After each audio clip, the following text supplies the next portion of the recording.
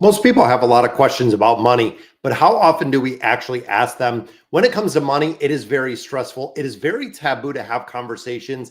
So, in today's live stream, we're going to go ahead and look at some scary money questions that we see people ask, and having the answers to them can really lead to a better financial situation.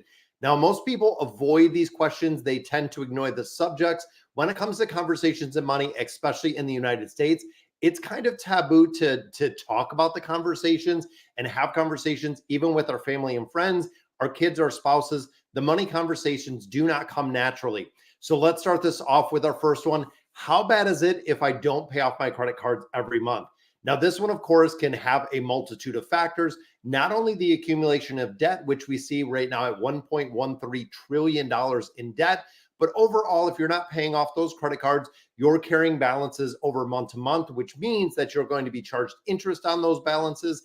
In addition, it can also lead to a lower FICO score, meaning it affects your credit score when you're bringing and carrying those balances on those cards. Now, of course, when you get into the severe situation of not being able to cover any of your bills, it can be very detrimental. It can go down the road of bankruptcy. It can go down the road of collections. Having conversations around this and really focusing on the budgeting aspect is what you need to do. Now, of course, majority of people use credit cards in an emergency situation when your cash flow is not enough to actually cover your monthly expenses, or a lot of people are just using them to live in their entirety. We see inflation go up. We see the cost of living going up. A lot of people are stressed about money that we see right now. Now, credit card balances, you want to keep them at roughly 30% or less.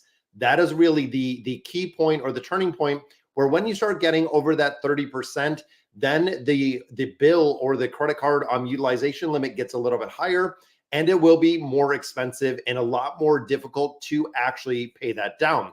So if you're carrying a balance, not a huge deal, but again, you really have to keep it in check and know what the credit card balance is for. And also with credit cards, a majority of individuals will spend a lot more money on credit cards when you're shopping with credit cards because they don't have the tie to it actually being real money. And of course, I do financial counseling. I work with a lot of individuals, and they do see it very differently. When you have cash, when you have a debit card, you only have the ability to actually spend the cash you have, or actually spend what is in your checking account. Where a credit card, you can kind of go ahead and it is an unlimited bill that you can just continue to swipe that card up into the point where, one, you can't pay for it, or two, you've maxed out the card and they've moved on to another one. Now, majority of credit card companies will give these things away with like candy. You'll get a lot of balance transfer offers. You get a lot of credit card offers. You get incentives. And the reason for that is, and we look at Sky Miles, you look at cash back, a lot of the incentive programs that they have are the credit card companies willing and betting on you not paying off that balance, meaning they are going to get that sweet interest payment on a monthly basis. Now, the second one we look at, what does a realistic budget look like? Now, most of you know my budgeting method that I prefer is really the zero-based budgeting. So I go down to zero-based. This gives me the ability to actually leverage a couple different things depending on the expenses that I have for the month. But the most common one that we see is the 50-30-20. Now, this, of course, is 50% of the money goes to the necessary expenses. When you look at rent, when you look at mortgages, when you look at utilities, when you look at car payments, this is the point that is kind of going to be the set expenses, which essentially accumulate 50% of your income. Now, with this, the problem that we see is when you do the 50-30-20 is 50% covers, again, all of those fixed expenses. However, a majority of the time, depending on where you live, depending on your income, that 50% might not cover it in the entirety. Where we see of that 50%, 20% should be about your rent. We've seen north of 20, 25, 30, even 35% of that initial 50% going towards rent alone. Then when you couple in a car payment, the 50% is already there, not even including the other fixed expenses, including the utilities, meaning that it is very expensive to stay within that 50%. This might mean earning more income, reducing some of those really fixed expenses. Can you get a cheaper place? Can you get a lower car payment? Can you refinance? Can you save on utilities? Looking at kind of cost-cutting methods with that 50% that you can look at. The next 30% is really the flexible spending. This is going to be the variation. This is going to be your gas. This is going to be your groceries. This is going to be a lot of the flexibility that you have with spending, meaning that this bucket is going to be a variable bucket. It's not going to be the fixed regular budget and regular expenses that we have. And of course, this is kind of by design. When you start building out your budget and when you start doing a budget on a regular basis, you will quickly find that the 50% usually stays around the same. Well, the 30% is what you have kind of the utilization and kind of the variance in. If you're going out to eat, if you're planning for vacation. And when it comes to budgeting, even if you don't call it budgeting, if you call it a spending plan, an expense report, whatever you want to call it, the flexible, that 30% is really what is going to change in your budget. Now, of course, groceries, gas, drinks, going out to eat, regardless of what you're doing, if it fits in the budget, that is the way that I see it. And that is the way we really do make it work. Where if you have something, let's say that is out of the ordinary, that is going to be, of course, covered with the emergency funds or the emergency fund. But overall, if you love to do anything, put it into your budget. I really say this. The budget is kind of a general guideline. If you're so strict in the budget that you're literally mapping out every single dollar and every single penny, for a majority of people, they are not going to stick to it, or they're going to find another way to actually go in there. So what does it look like? Definitely there's some flexibility within the budget. The last part is the savings. Now, of course, the last 20% can be savings. It can be your debt repayment plan. It can also be your investment plan. Again, a majority of individuals that I work with don't have that 20% that is going to savings. And when we ask the question, and this is a big one to think for you personally, is how do you plan to repay your debt? When I ask that question, most of the time I just get the deer in the headlights look, because people haven't thought, that 2, 3, 5 years ahead of how they were actually going to pay for the debt that they're accumulating while they're living outside of their means. And of course, with this, one of the caveats is give yourself an allowance. This is really the break from the budget, something you love to do, building into the budget. Me personally, I budget for AFK Arena if you follow me on my other channel, but I actually budget in there for line items. I also do collect Magic the Gathering cards. That is another line item that I do put into my budget when we do have the planning. So next question, how much debt is too much debt? Now, this, of course, breaks it into kind of the good debt and the bad debt. Those are the two things we see, where bad debt, of course, is credit cards, is high interest credit cards. This is really the bad debt, or in my opinion, the worst debt. We have kind of bad debt, and then we have the worst debt, which is the credit card debt, because of the absorbent amount of interest. We have seen credit cards north of 30%, which is incredible. You get to a tipping point within the budget where you can't afford to take on any more debt, or you're struggling to make the payments, which means if you are struggling to make those payments, you're not going to be digging yourself out of that debt. You're not going to be getting out of that hole anytime soon, because it is incredibly difficult once you get to kind of the tipping point. For a lot of people, that might be $10,000 or $15,000 in credit card debt. For a lot of people, that might be just an astronomical amount that they'd never get. But I've also seen people that are carrying almost $200,000. That is right, $200K in credit card debt, which is kind of crazy to think.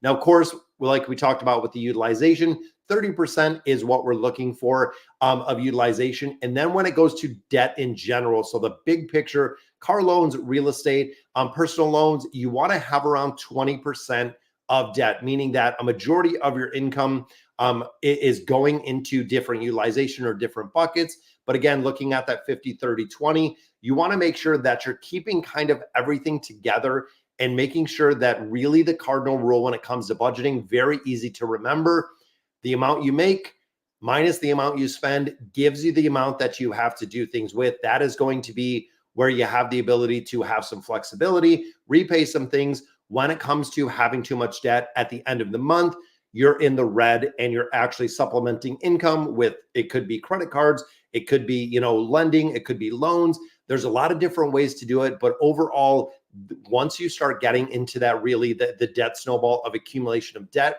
it becomes incredibly hard. That is why a majority of Americans are living paycheck to paycheck. That is why a lot of people are kind of juggling bills. Credit cards are getting maxed out. You really want to break the debt cycle in its entirety. And again, you have to earn more than you spend. That is it. If you are living with inside your means it will be a lot easier to go in there and actually make it easier. This might be difficult for a lot of people. Taking accountability of your budget, taking accountability of your finances, again, for a lot of people is something they don't want to look at and they don't want to think about. But overall, you have to making sure that you're eliminating that debt. And we know Dave Ramsey with the baby steps. One is that emergency fund, the basic $1,000 emergency fund. And number two is the elimination of debt. Debt is like an absolute pandemic that we see. It's kind of going crazy. It's getting out of control, even as a nation. But even on the individual level, debt is getting very, very crazy when it comes to how out of control it's getting. Let's look at our next question. But before we do, go ahead and subscribe. This is actually the first live stream we're doing over on StreamYard. So it's really cool to see the setup of everything. And I hope you guys enjoy it with the little the drops in there and the questions. I really played around with it a lot. But again, if you're new to the channel, go ahead and subscribe and let's continue with this. So how much stuff should I be spending on fun stuff? Like I said, for me, I play games. I play Magic the Gathering, collect a lot of the cards. When you look at what you should be essentially spending on fun stuff, this is going to vary greatly from a lot of different people. Now, when it comes to a budget, again, thinking of that 50, 30, 20, majority of people spend about 10% of income on food. Can again kind of vary a little bit, but we want to see probably about 5 to 7% of that budget, which of course is going to go into that 30% of that flexibility to really budget what you're going to have as your fun stuff. This could be going out to eat. This could be going out with friends. Could be buying clothing, buying makeup, a getaway, planning for a vacation. The fun budget, as long as it works in the budget, that is really the kind of line in the sand that you do have to keep. Is if you're going outside of your budget, you're overspending at the end of the month, you don't have anything left, you might have to cut back on some of the fun stuff because the percentages might be too high, might be a little bit out of whack. But again, when you look at things that you enjoy, I really do, and I stress building them in the budget. If you like going to the movies, you know what? Put $50 in the budget every single month if you want to see a movie once a month. If you like going out to eat, put $200 in the budget to go out to eat, regardless of what you like to do, especially if you're planning vacations. Now, for a majority of people, I see this quite a bit where they'll come to take vacations. They're going on a cruise. They want to borrow money. They're having a wedding. They got to borrow money. Everything essentially is really ruining the financial stability and the financial freedom that future you is going to have. If I'm coming in, I'm taking out $10,000 to do a vacation, I'm going to spend the next 5 years of my life paying off that vacation. Chances are within those next 5 years, I'm going to want to take another vacation, meaning that you're really financing or debt income when it comes to doing those vacations. Might be time to cut back a little bit and really understand what priorities you have when it comes to, the short-term and the long-term financial priorities. Where does it really fit in to the elimination of that debt? Next one we look at is, how do I get good health insurance if I don't work somewhere that provides it? Now, this, of course, we have seen quite a bit. Now, if you are self-employed, we do have here in Michigan, Cobra Insurance. There are a lot of different benefit systems. There's a lot through Blue Cross and Blue Shield. But overall, if you don't have the ability to have healthcare through your provider, which again, a lot of people do not, there are a lot of different resources. In a quick Google search, we'll go ahead and pop this up. The one thing to note is it is expensive. When you look at a majority of health insurance plans that are provided by employers, most of the employers do cover a substantial amount of the cost. We've seen them even cover 15% of the cost, even covering 100% of the healthcare cost for employees, and the employees just put a little bit in. Now, of course, if you are self-employed, if you're a freelancer, if you're a YouTube content creator, having health insurance and having insurance in general is always a very good idea, because if something happens, chances are you're not going to have an absorbent amount of money to cover them, especially when it comes to medical, when it comes to dental, also when it comes to like disability insurance. I see a lot of people that are doing well, kind of paycheck to paycheck, going along. They don't have anything like Aflac that is going to cover them when they're out of work. Something unfortunate happens, they're out of work for a couple weeks, and boom, their financial world is in shambles because they start getting behind on one or two things. if you're out of work for a month or two, it can just literally snowball into a huge pile of debt for most individuals, meaning that it is almost incredible to get out. It takes a long time once you are back to work, once you start getting to the point of being able to save a little bit and repay some of that debt, but it can be very detrimental. Now, some of the supplemental insurance, again, can be pretty affordable depending on your healthcare needs. And of course, if you don't have healthcare, they do charge you for it. So when you go to file your taxes, if you're an individual that does not carry any health insurance at all, they're going to charge you when you file your taxes. Then we get into how soon do I need to start saving for retirement? This one, guys, is today. That is right, or probably for a majority of us, yesterday. This is really the grown-up part of your life. When you start working, that is the time you want to start saving. You're looking at IRAs, you're looking at HSAs, you're looking at 401ks. If your employer doesn't offer anything like that, I do have a couple links down below for M1 Finance. It is what I personally use for my investment accounts. If you've checked out any of my videos, that is where I do all of my investing, my brokerage account, but they also do have IRAs that you can open in there. And one thing to note with this is with IRA accounts, I want them invested into something in the market. I don't want them sitting at financial institutions. When you think of your larger banks, they hold a ton of IRA money that is literally just sitting in a very low interest bearing IRA account, possibly in some CDs, but depending on where you are for retirement, you're looking at ETFs. Now, of course, I do not invest in individual stocks. It could be, if you want to do your research, you could do it yourself. But overall, I invest in ETFs to really mitigate what I'm investing in and making sure that I have a multitude of investments across all of the sectors, really mitigating some of the risk out there. Now, of course, you could go in there, you could do this on a monthly basis, which I recommend. Again, if you're putting money into a 401k, if you're putting it into an IRA, most people will put it on a regular basis, meaning that you're going to remember to pay yourself first. What you're paying yourself is either one, going into an emergency fund, or two, it is going into that investment account once your debt is eliminated. When you look at a majority of investors, if you're carrying debt and you're investing at the same time, the investment return is going to yield far lower than what those high interest debts are. When you look at a lot of individuals, I'll see them do a CD at 5%, yet they're paying 30% on their American Express card, which is kind of crazy. So essentially net negative about 25% just based on the scenario of what they're earning. You want to eliminate that, and you want to eliminate that very bad debt, that very high interest debt, before you really focus on the investing aspect. Because of course, if you have those credit cards, they are going to absolutely crush you long-term if you're carrying that debt. And also, once you start paying down that debt, once you start eliminating that debt, you are going to have the ability to invest a lot more because you're going to free up a lot of that cash flow. And it is also going to look a lot better for budgeting because you're not building in and paying all those minimum balances on those credit cards. Now we look at how much money should you have in an emergency fund. This one, of course, 3 to 6 months is the general idea. Now, I know that can vary greatly because if, let's say, your monthly expenses are $2,000, it's the difference between, saving $6,000 or $12,000.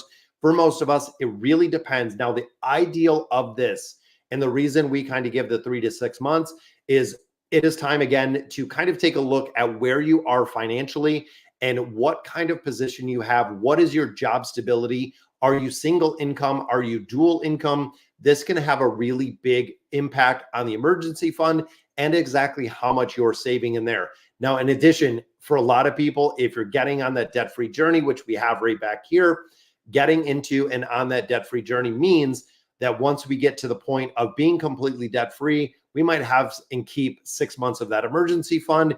Even though we might not need it, 6 months is ideal. But to really get it started and get under the right impression and getting that emergency fund kind of set, 3 months. And again, I really take it with a grain of salt because depending on where you work or what you do, if you're in a highly skilled career, let's say like a doctor, you might do 3 to 4 months.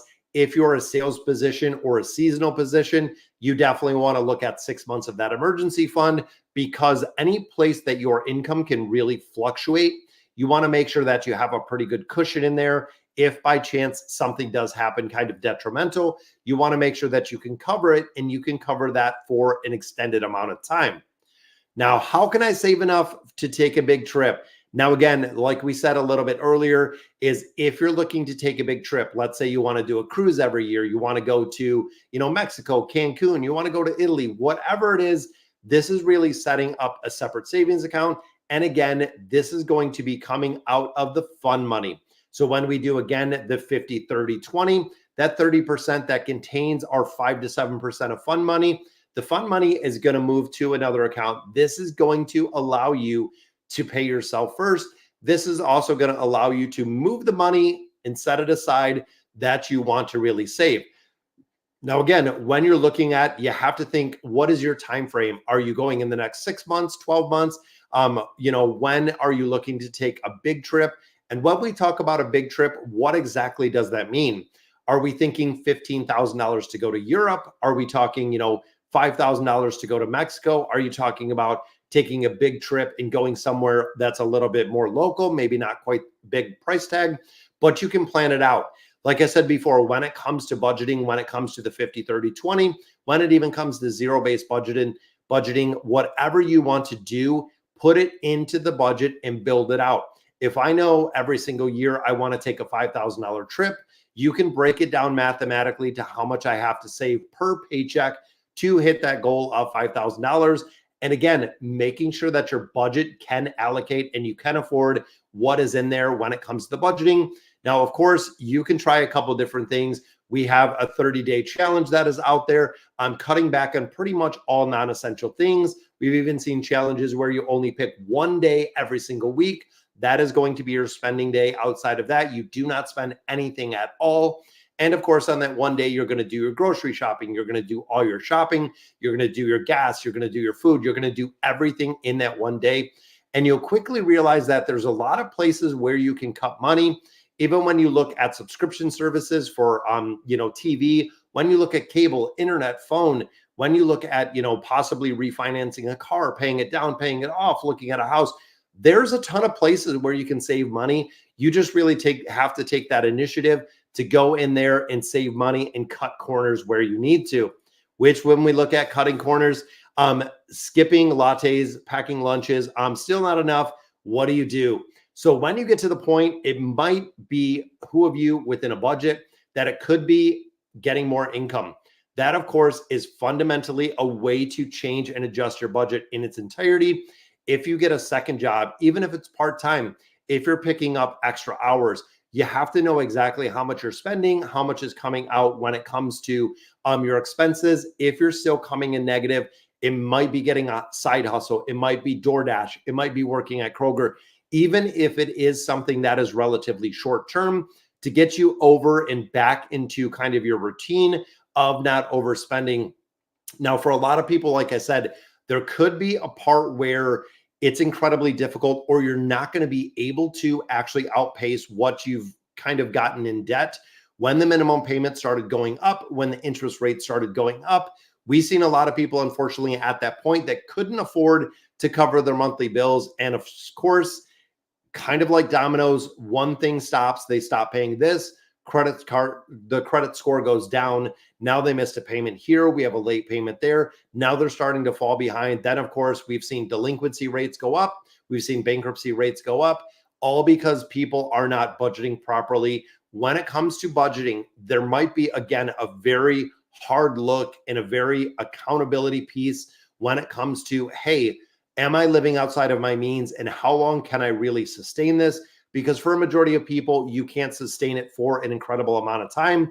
It's usually pretty short-lived. And again, most people supplement it with credit cards, which is probably the worst idea you could have, because with those credit cards, again, come a high interest rate, and then it adds into a multitude of payments. And of course, the last one we're going to be looking at in this video is going in. I'm moving in with my partner, and I don't know if this one is going to pop up. I think it's there. There we go. So I'm moving in with my partner, your spouse, significant other, whoever it is. How do we divide up the finances? This is a question that I actually get from a lot of individuals. It can be very detrimental for relationships if you're moving in with your partner, again, your spouse, your boyfriend, your girlfriend, your family, whoever it is. there has to be a point where you're splitting up the bills and you're doing it in a way that works. Because what I see happens most of the time is there'll be one individual that is very motivated, that wants to pay all the bills, that has everything on time, that is super organized when it comes to all of the household expenses. And usually another individual that completely drags their feet. They want to get to it whenever they do. You really have to set up guidelines. And this is where it's going to be important, not only for your relationship, but also for your finances. Because if you're an individual like me, where I pay everything ahead, even right now, everything's paid about a month ahead. That is where I am comfortable with being in finances for a majority of my life. I have really gotten to the point where, we're saving a lot of money. We're putting it into a 401k. I'm making sure that everything is paid when the bills come in. So literally, I will get a bill in the mail. I will pay the bill the day that I get it in. I'm not going to wait, 30 days till it's due. It is going to be paid on a regular basis. Now, of course, this can be super complicated when it comes to those relationships. So again, coming up with kind of a rule set that you're both comfortable with. It could even mean that part of a direct deposit goes to a joint account, maybe that you guys have together, knowing that the money is always going to be in that account. But with this comes communication. And I cannot stress this piece enough, is when it comes to communication, when it comes to money, you have to start talking to your partner, your spouse, your parents, your kids. Everybody needs to be included in these financial conversations, because again, it seems like we're kind of set up, one, not receiving the education in school. We don't talk about finances. There's no financial education, no financial literacy. And then when you come home, if that is the exact same nature, that there's not much conversation about finances, about financial literacy, you're going to have and kind of perpetuate the cycle of not having an education when it comes to finances. So really, knowledge is power, but it is more about the applied and the passed on knowledge that I look for, making sure that my kids know exactly what we're doing, how we're doing it, and also understanding the cost of things. That's a big part, again, that I see a lot of people don't understand. When you're going out to dinner, does your family, do your kids know exactly what the cost is? Do they know the value of money?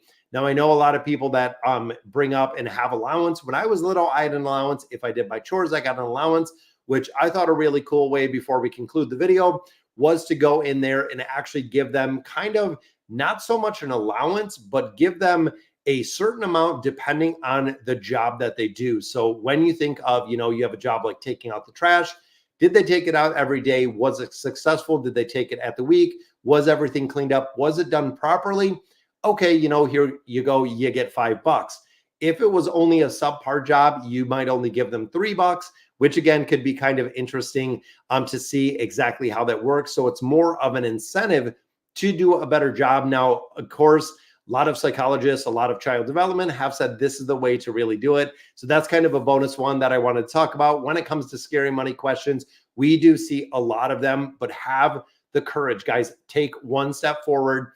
Make sure that you're having the conversations, and I'll catch you in the next video.